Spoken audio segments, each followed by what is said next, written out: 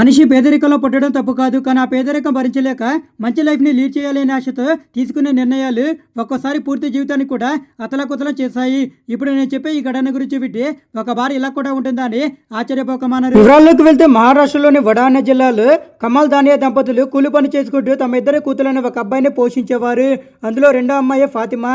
ఇక మొదటి అమ్మాయి అయిన చాందిని చదువుల్లో అంతంత మాత్రమే ఉండడంతో అదే ఊళ్ళో ప్రైవేట్ జాబ్ చేస్తున్న అబ్బాయికి ఇచ్చి ఆమెకు పెళ్లి చేశారు. ఇక ఇదిలా ఉంటే చిన్నప్పటి నుంచి ఫాతిమా చూడడానికి చాలా అందంగా ఉండడంతో ఊళ్ళో ఉండే అబ్బాయిలంతా ఈమె వెంటపడి ప్రపోజ్ చేస్తూ ఉండేవాళ్ళు. అలా ఫాతిమాకి రోజు రోజుకి తన అందంపై కాన్ఫిడెంట్ పెరిగి సినిమాలో ట్రై చేసి పెద్ద హీరోయిన్ అవ్వచ్చు అనుకుంది. ఇదిలా ఉంటే తెలుగులో టాలీవుడ్ లాగానే మహారాష్ట్రలో కూడా మరాఠీ అనే పేరుతో సినిమా ఇండస్ట్రీని పిలుస్తూ ఉంటారు. అలా తల్లిదండ్రులు సినిమాలోకి వద్దని చెప్పగా ఫాతిమా వాళ్ళ మాటలు వినకుండా ఒకసారి హీరోయిన్ అయితే తన లైఫే మారిపోతుందని, అలా వచ్చిన డబ్బులతో ఎలాంటి ప్రాబ్లమ్స్ లేకుండా జీవితంతో హ్యాపీగా ఉండొచ్చని తల్లిదండ్రులకు చెప్పడంతో వాళ్ళు కూడా కూతురికి సపోర్ట్ చేయడం మొదలుపెట్టారు. దీంతో ఫాతిమా తన ఇంటర్ చదువులకి ఫుల్ స్టాప్ పెట్టేసి డెహ్రాడూన్కి వెళ్ళి ఒక హాస్టల్లో ఉంటూ సినిమా ఛాన్సుల కోసం ట్రై చేయడం మొదలుపెట్టింది. కానీ అలా ఎంత ట్రై చేసినా ఎవరు ఆమెకి ఛాన్సులు ఇచ్చేవాళ్ళు కాదు. అంతేకాకుండా తమ కోరిక తీర్చితేనే ఛాన్స్ ఇస్తానని చెప్పడంతో ఏం చేయాలో తెలియని పరిస్థితిలో పడింది. అలా 4 నెలలు గడవగా ఆర్థికంగా ఇబ్బందులు ఎదురై తినడానికి కూడా కష్టమై డైరెక్టర్ ప్రొడ్యూసర్ చెప్పినట్టుగా ఒప్పుకుంటే డబ్బుతో పాటు సినిమాల ఛాన్సులు కూడా వస్తాయని ఫాతిమా వాళ్ళు చెప్పినట్టుగా ఉంటూ వాళ్ళ కోరికలు తీర్చుకుంటూ ఒక మూవీకి అగ్రిమెంట్ పై సంతకం కూడా పెట్టింది. అలా వారు ఆమెతో అగ్రిమెంట్ చేసుకున్నారే కానీ ఒకవైపు డబ్బులు ఇవ్వకుండా మరోవైపు షూటింగ్ కూడా మొదలు పెట్టకుండా ఉండడంతో ఫాతిమా తను మోసపోయానని అర్థం చేసుకుంది. అలా ఇంటికి వెళ్ళిపోదామంటే ఊళ్ళో అందరూ అవమానిస్తారని, కాదని అక్కడ ఉంటే తినడానికి తిండి లేని పరిస్థితి ఉందని, అలా ఏం చేయాలో తెలియక ఆలోచనలో పడింది. ఇక ఈ సమయంలోనే ఒక అతను ఫాతిమాకి కాల్ చేసి ఒక ప్రైవేట్ పార్టీ ఉందని, ఆ పార్టీకి మోడర్న్ డ్రెస్ వేసుకుని వెళ్ళి అక్కడ ఉన్న రాజకీయ నేతల్ని వ్యాపారవేత్తల్ని సంతృప్తిపరిచి వారు ఒక రాత్రికి 50,000 రూపాయలు ఇస్తారని చెప్పడంతో కష్టాల్లో కాస్త ఊరట లభించింది. వెనక ముందు ఆలోచించకుండా ఒప్పుకుంది. అలా పార్టీకి వెళ్ళగా తనలాగే చాలామంది అమ్మాయిలు అక్కడ ఉండడం, వాళ్ళందరూ ఎవరితో పడితే వాళ్ళతో రూమ్స్లోకి వెళ్ళడం చూసి ఫాతిమా షాక్కి గురైంది. ఇక అలా కాసేపటికే ఒక 70 ఏళ్ల రాజకీయ నేత ఫాతిమాని ఒక రూమ్లోకి తీసుకెళ్ళగా ఫాతిమాతో గడిపిన ఆ సమయం ఆ రాజకీయ నేతకి బాగా నచ్చి తనకి కావాల్సినప్పుడు మళ్ళీ పిలుస్తానని చెప్పి ఫాతిమాకి తన విజిటింగ్ కార్డు కూడా ఇవ్వడం జరిగింది. ఇక అలా ఫాతిమా రూమ్ నుండి బయటకు రాగానే లలిత అనే మీడియేటర్ బయట ఉండి ఫాతిమా చేతిలో ఉన్న కార్డు లాగేసుకుని ఇక్కడ వ్యాపారం చేయాలి అంటే తమ ద్వారానే వెళ్ళాలి అని, నేరుగా వెళ్తే ఒక కస్టమర్ కూడా రాడని బెదిరించడంతో అప్పటి నుంచి ఫాతిమా లలిత చెప్పినట్టుగా వినడం మొదలుపెట్టింది. అలా తనకి వచ్చిన డబ్బును ఇంటికి పంపుతూ తనకి హీరోయిన్గా ఛాన్స్ వచ్చిందని అడ్వాన్స్గా 50,000 రూపాయలు ఇచ్చారని చెప్పడంతో తల్లిదండ్రుల ఆనందానికి అవధులు లేకుండా పోయాయి. ఇక అలా అప్పటి నుంచి ఫాతిమా వ్యభిచారం చేసుకుంటూ అలా వచ్చిన డబ్బులను ఇంటికి పంపగా వాళ్ళు ఒక ఇంటిని కట్టుకుని కొంతవరకు డబ్బును కూడా సేవ్ చేసి పెట్టారు. ఇక ఇదిలా ఉంటే వీరి వీళ్ళు ఎదిగే విధానం చూసి వారవలేని కొంతమంది ఫాతిమా తల్లిదండ్రులతో ఫాతిమా సిటీకి వెళ్ళి 7 ఏళ్ళైనా ఒక మూవీ కూడా రిలీజ్ అవ్వలేదని, నిజంగా ఫాతిమా సినిమాలో నటిస్తుందా లేక వేరే ఏదైనా పనిచేసి సంపాదిస్తుందని అవమానించడంతో తల్లిదండ్రుల మాటలు విని భరించలేకపోయారు. దీంతో కూతురితో మాట్లాడుతూ ఇప్పటికీ తనకి 21 ఏళ్ళు నిండాయని, సినిమాలో నమ్ముకుని ఉంటే పెళ్ళెప్పుడు చేసుకుంటామని చెప్పి ఊరికి పిలిపించుకున్నారు. అలా ఫాతిమా కూడా వ్యభిచారం చేసి జీవితం మీద విరక్తి చెందడంతో తల్లిదండ్రులు చెప్పినట్టే పెళ్లి చేసుకుని లైఫ్లో సెటిల్ అవ్వాలి అనుకుంది. ఇక ఈ క్రమంలోనే హైదరాబాద్ లో ఒక పెద్ద కంపెనీలో ఎంప్లాయ్గా చేస్తున్న రఫీ అనే సంబంధం రావడంతో రఫీకి ఫాతిమా బాగా నచ్చి కట్నం తీసుకోకుండానే తనని పెళ్లి చేసుకుంటానని చెప్పడంతో ఇరు కుటుంబాలు ఆనందించి ఒక గుడిలో వీళ్ళిద్దరికి గ్రాండ్గా పెళ్లి జరిపించారు.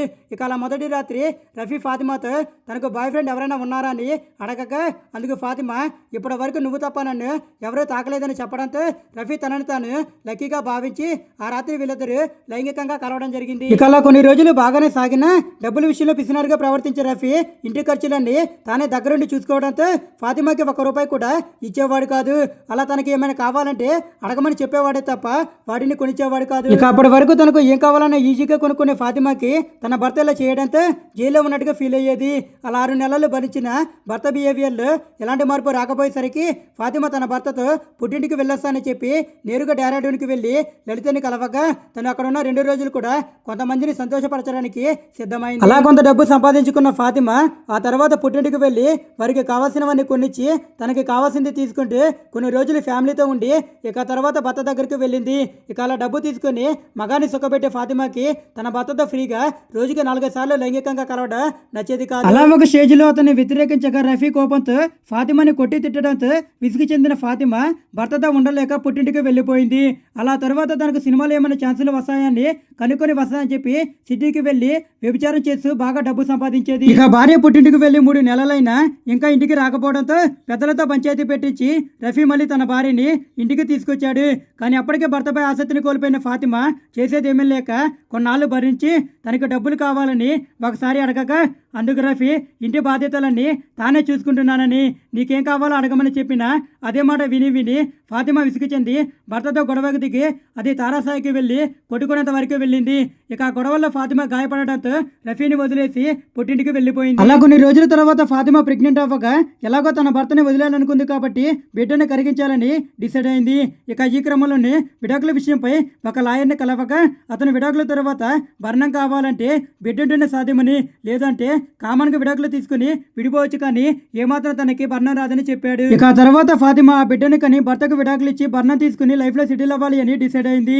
ఇక తన భార్య ప్రెగ్నెంట్ అయిందనే విషయాన్ని తెలుసుకుని రఫీ ఆనందానికి అవధులు లేకుండా పోయాయి. దీంతో రఫీ ఫాతిమాని ఇంటికి రామని పిలవగా అందుకు ఆమె ఒప్పుకోకుండా తనకు విడాకులు కావాలని చెప్పడంతో రఫీకి ఆకాశం తల మీద వచ్చి పడినట్టయింది. ఇక ఇదే విషయంపై పెద్దలంతా పంచాయతీ పెట్టినా ఫాతిమా మాత్రం ఎవరి మాటల్ని వినలేదు. అదే సమయంలో ఫాతిమా ఒక అమ్మాయికి జన్మనివ్వగా రఫీకి విడాకుల నోటీస్తో పాటు తన ఆస్తిలో 50% రాసేవమని డిమాండ్ చేసింది. కానీ రఫీ మాత్రం తనకి భార్య బిడ్డలు కావాలని ఎంత చెప్పినా కూడా ఫాతిమా మాత్రం తన మాటలు వినడానికి సిద్ధంగా ఉండేది కాదు. అలా కోర్టులో కేసు జరుగుతున్నప్పుడే ఒకసారి రఫీ ప్రాజెక్ట్ పని మీద డేరాడూన్కి వెళ్ళాడు. ఆ ప్రాజెక్ట్ వీరి కంపెనీకి రావడంతో అక్కడే పార్టీని కూడా గ్రాండ్గా ఆర్గనైజ్ చేశారు. ఇక ఆ పార్టీకి లలితతో కొంతమంది అమ్మాయిలను కూడా తీసుకురమ్మన్నాడు. అలా వారు తనకు నచ్చిన అమ్మాయితో ఎంజాయ్ చేయడం మొదలుపెట్టారు. ఇక ఆ పార్టీలో సైలెంట్ గా కూర్చొని ఏదో ఆలోచనలో ఉన్న రఫీ దగ్గరికి వెళ్ళిన లలిత ఆ అమ్మాయిలు నచ్చలేదా, ఎందుకు సైలెంట్ గా ఉన్నావు అని అడగగా అందుకు రఫీ ఏమీ మాట్లాడలేదు.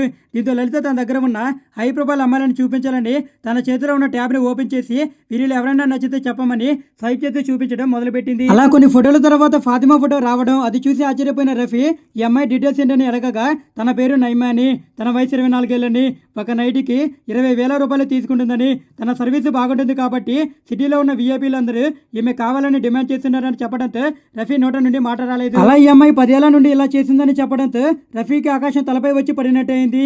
దీంతో ఎలాగైనా సరే తన బిడ్డను తన దగ్గరికి తీసుకొచ్చి ₹1 కూడా భరణం ఇవ్వకుండా ఫాతిమాకి విడాకులు ఇవ్వాలని డిసైడ్ అయ్యాడు. అందుకు రఫీ ఒక ప్లాన్ వేసి లలితతో తను నైమతో గడపాలని, అందుకు 30,000 రూపాయలు ఇస్తానని ఇమీడియట్ గా తనని రప్పించమని చెప్పగా అందుకు లలిత ఈ రోజు కుదరదని, రేపైతే ఖచ్చితంగా పిలిపిస్తానని చెప్పగా రేపు ఉదయం 12 గంటలకి ఖాయం చేయమని లలితతో చెప్పడం జరిగింది. అలా రోజు రఫీ అదే హోటల్లో గడపగా మరోవైపు లలిత ఫాతిమాకి కాల్ చేసి 30,000 రూపాయలు ఇస్తారని చెప్పగా డబ్బు పిచ్చిన ఫాతిమా వెంటనే అక్కడికి వెళ్ళడానికి సిద్ధపడింది.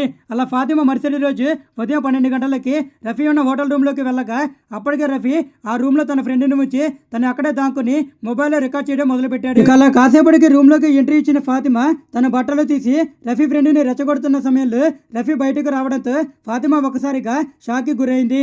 అలా అక్కడ వీరిద్దరి మధ్య గొడవ పెద్దదై కొట్టుకునేంత వరకు వెళ్ళింది. ఇక ఆ సౌండ్స్ ఉన్న హోటల్ సిబ్బంది పరిగెత్తుకుని వచ్చి వీరిద్దరిని హోటల్ నుండి బయటకు పంపిన నడి రోడ్లో వీరిద్దరు కోపంతో కొట్టుకుని తిట్టుకోవడంతో పోలీసులు వచ్చి వీరిద్దరిని స్టేషన్ కి తీసుకెళ్లారు. ఇక అలా రఫీ పోలీసులకి జరిగిన విషయం మొత్తం చెబుతూ ఒక వ్యభిచారి తనని మోసం చేసి పెళ్లి చేసుకుందని, తన బిడ్డ తనకి కావాలని చెప్పి కేసు వేయక కోర్టు వీరిద్దరికి విడాకులు ఇవ్వడంతో పాటు ఫాతిమాకి 6 నెలల జైలు శిక్షను కూడా విధించింది.